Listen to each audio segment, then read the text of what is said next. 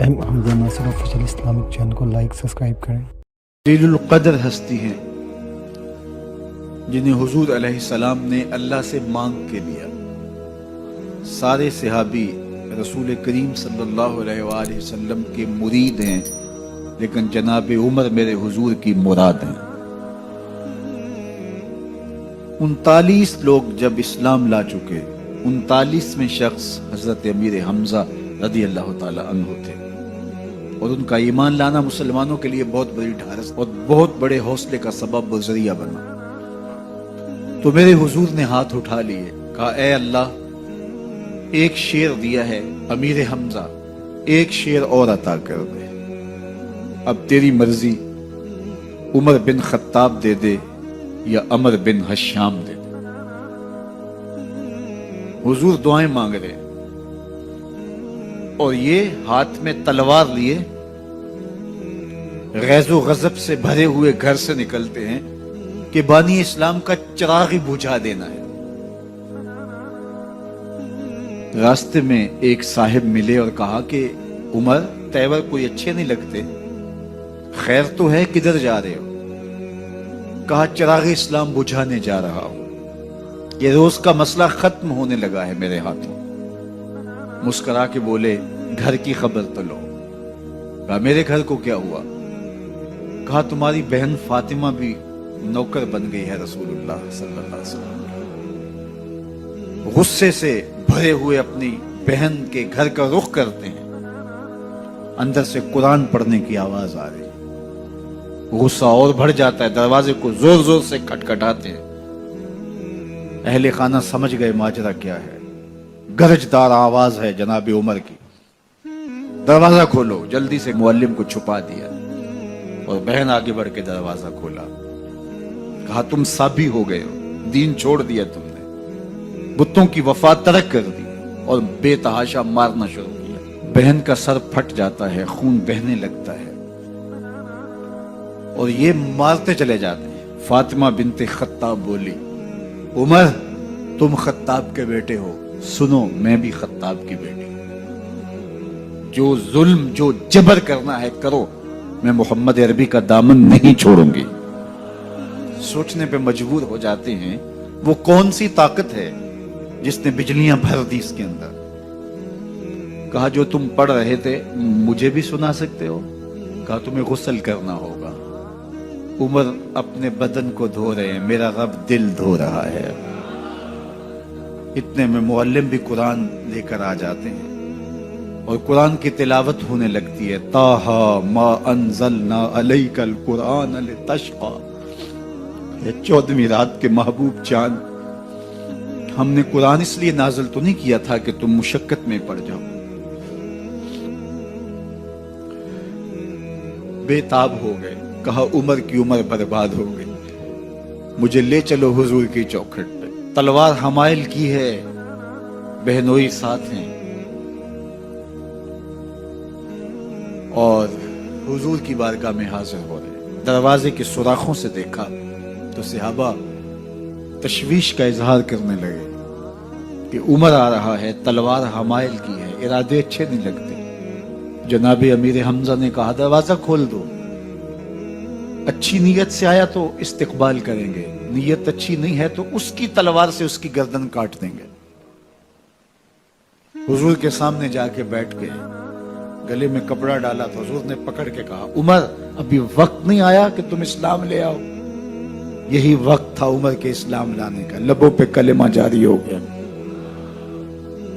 اللہ اکبر کی صدا اس زور سے گونجی کہ مکے کی گلیاں گونجنے لگی۔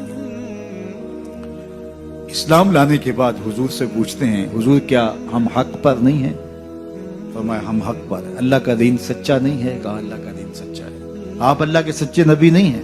فرمایا میں اللہ کا سچا نبی ہوں۔ تو کہا پھر ہم چھپ کے عبادت کیوں کریں؟ اب مسلمانوں کی 2 صفیں بنتی ہیں، ایک صف کی قیادت امیر حمزہ کرتے ہیں، دوسری صف کے آگے آگے عمر بن خطاب چلتے ہیں، اور حضور درمیان میں ہیں، اور یہ ملکوتی قافلہ صحن حرم میں آ کے اعلانیہ عبادت کرتا ہے۔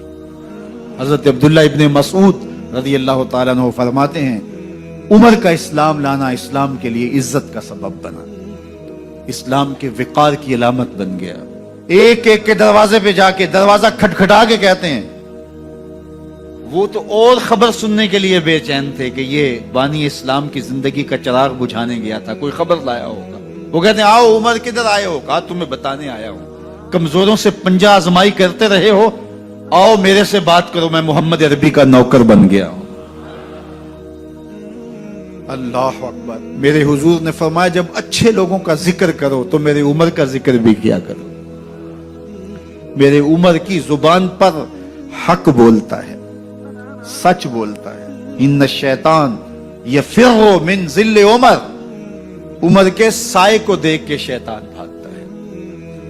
اللہ اکبر۔ اسلام لائے تو زندگی کی ایک ایک سانس اسلام کے لیے وقف کر دی، حضور کا پہرا دیا، حضور کی ناموس کا پہرا دیا، حضور کی شریعت کا پہرا دیا۔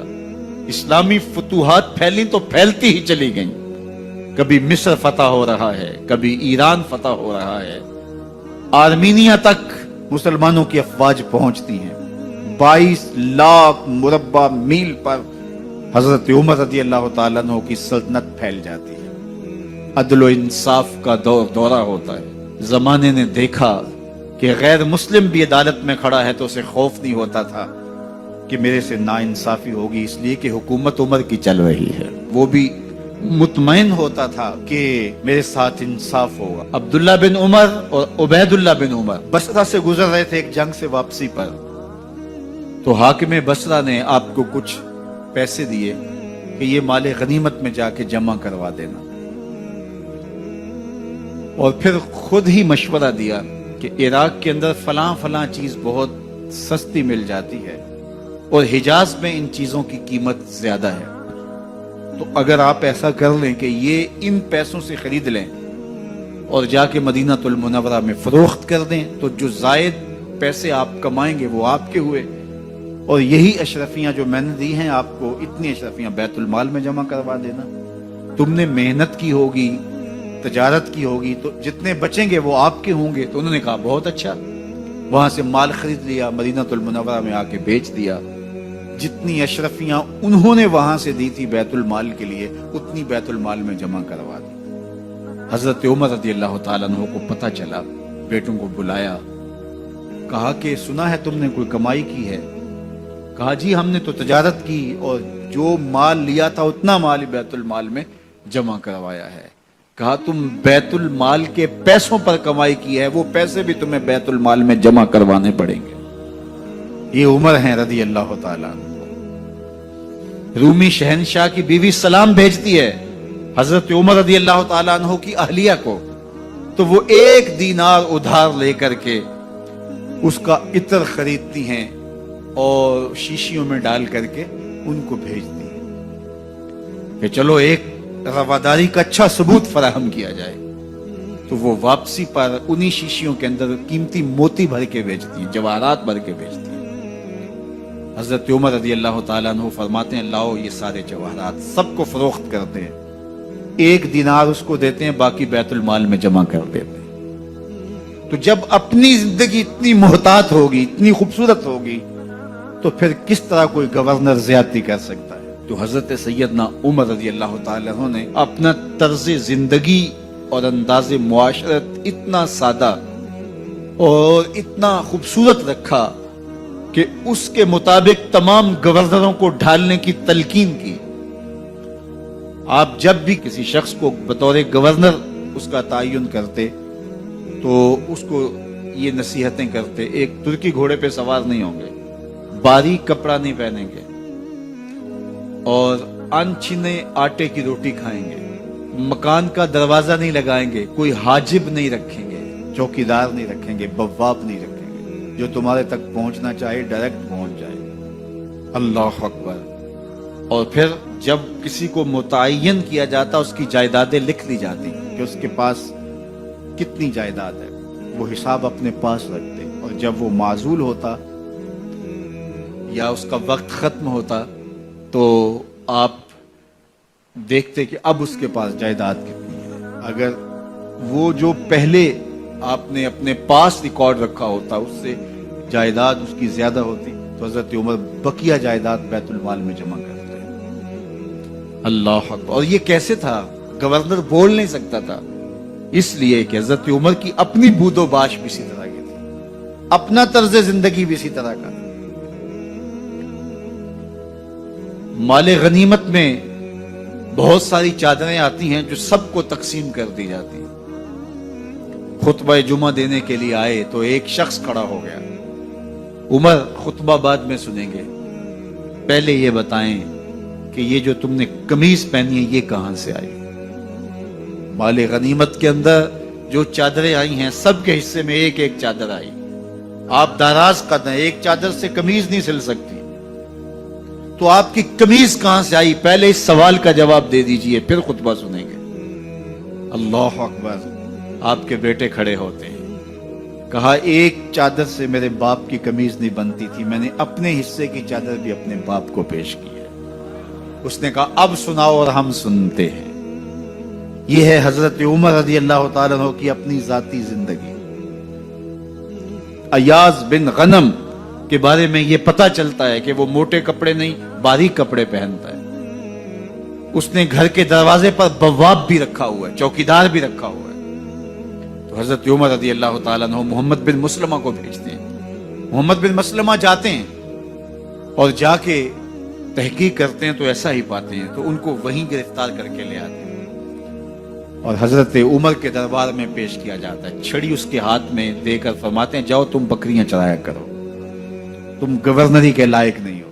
ایک گورنر کو بکریاں چرانے پہ لگا دیتے ہیں اس لیے کہ تم نے ان اصولوں سے، ان ضابطوں سے انحراف کیا ہے جو ایک سلطنت کے ذمہ دار کے لیے لازم اور ضروری ہیں. دور موجود کے حکمرانوں کو، چاہے وہ عرب کے حکمران ہوں چاہے وہ عجم کے حکمران ہوں، اگر وہ اسلام کا نام لیتے ہیں تو انہیں اپنے اعمال کا جائزہ لینا ہوگا کہ ہم کھڑے کہاں ہیں. حمزہ ناصر آفیشیل اسلامک چینل کو لائک سبسکرائب کریں.